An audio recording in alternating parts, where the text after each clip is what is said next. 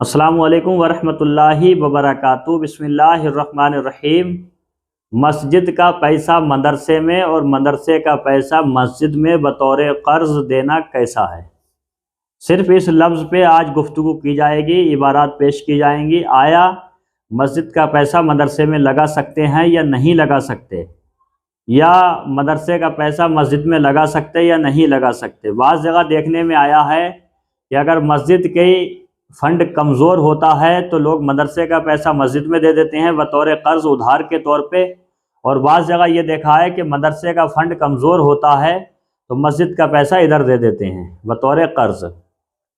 مطلب یہ ہے کہ مسجد کا پیسہ مدرسے میں، مدرسے کا پیسہ مسجد میں قرض کے طور پہ، ادھار کے طور پہ دے سکتے ہیں یا نہیں دے سکتے ہیں؟ اسی لفظ پہ آج عبارات پیش کی جائیں گی۔ تو میں آپ کو بتا دوں کہ مسجد کا پیسہ مدرسے میں اور مدرسے کا پیسہ مسجد میں نہیں دے سکتے۔ آئیے تفصیلی عبارات میں آپ کو دیکھ کر کے سنا دیتا ہوں۔ مسجد کا پیسہ مدرسے میں اور مدرسے کا پیسہ مسجد میں بطور قرض دینا کیسا ہے؟ تو اس کا سوال ہم نے بنایا ہے۔ عام طور پر دیکھنے میں آتا ہے کہ متولیان مسجد و انتظامیہ کمیٹی مسجد کے پیسے کو بطور قرض مدرسے میں صرف کرتے ہیں اور مدرسے کے پیسے کو مسجد میں صرف کر دیتے ہیں۔ ایسا کرنا کیسا ہے؟ تو اس کا جواب ہے، مسجد کے پیسے کو بطور قرض مدرسے میں یا مدرسے کے پیسے کو بطور قرض مسجد میں صرف کرنا ناجائز و حرام ہے۔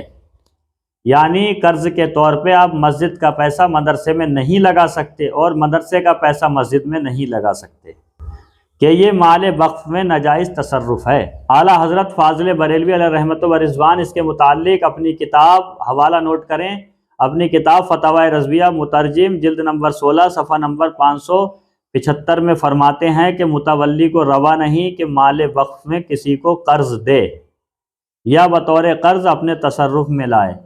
یعنی مسجد یا مدرسے کا پیسہ اپنے کام میں بھی نہیں لا سکتے اور ایک دوسرے کے ذریعے بھی استعمال نہیں کر سکتے۔ یعنی نہ مسجد کا پیسہ مدرسے کو دے سکتے، نہ مدرسے کا پیسہ مسجد کو دے سکتے۔ اور دیکھیں آگے، فتاوی مرکز تربیت افتاء جلد نمبر 2 صفحہ نمبر 159 میں ہے، حوالہ نوٹ کر لیں آپ۔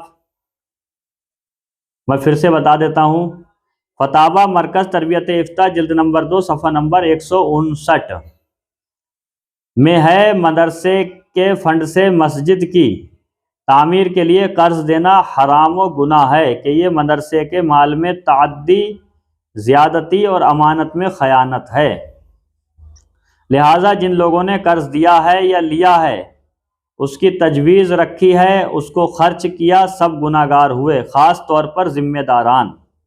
یعنی اگر کسی نے مشورہ بھی دیا اور کسی کے کہنے سے دیا، کسی نے دیا، سب کے سب اس میں گناہ گار ہوئے۔ خاص طور پر ذمہ داران مدرسہ پر اس کا وبال لازم آیا، یعنی کہ جو متولی ہیں، مدرسے کے جو مین ہیں، صدر ہیں یا خزانچی ہیں، وہ خاص کر ذمہ دار ہیں اس کے۔ چندہ جس خاص مقصد کے لیے کیا جاتا ہے اسے اسی مقصد میں استعمال کرنا واجب ہے اور اس کے علاوہ دیگر مقاصد میں صرف کرنا حلال نہیں۔ ایک ایک لفظ میں بہت ٹھہر کے پڑھ رہا ہوں، آپ ایک ایک لفظ پہ توجہ دیں۔ اور جو لوگ یہ خیال خام کر بیٹھے ہیں کہ مسجد و مدرسہ دونوں اللہ کے گھر ہیں، اگر ایک کا مال دوسرے میں صرف ہو گیا تو کیا ہوا؟ شرعاً ان کا خیال درست نہیں۔ اس کا حوالہ بھی نوٹ کریں۔ تیسرا، بعض غلط فہمیوں کی اصلاح، صفحہ نمبر 169۔ خلاصہ یہ ہوا کہ مسجد کا پیسہ مدرسے میں، مدرسے کا پیسہ مسجد میں آپ استعمال نہیں کر سکتے۔ استعمال کر لیا تو آپ سب گناہ گار ہوئے، جس نے مشورہ دیا، جس نے کہا، اور خاص کر جو فنڈ کو رکھنے والے ہیں وہ سب کے سب ذمہ دار ہوئے۔ جو فنڈ کو رکھنے والے ہیں وہ زیادہ ذمہ دار ہوئے۔ علماء نے فرمایا ہے کہ مسجد کا پیسہ مدرسے میں، مدرسے کا پیسہ مسجد میں استعمال کرنا حرام ہے۔ آپ کو ویڈیو کیسا لگا کمنٹ میں بتائیے۔ میرے کہنے میں جو بھی کمی رہ گئی ہو میں توبہ کرتا ہوں۔ استغفر اللہ ربی من کل ذنب واتوب الیہ۔ السلام علیکم ورحمۃ اللہ وبرکاتہ۔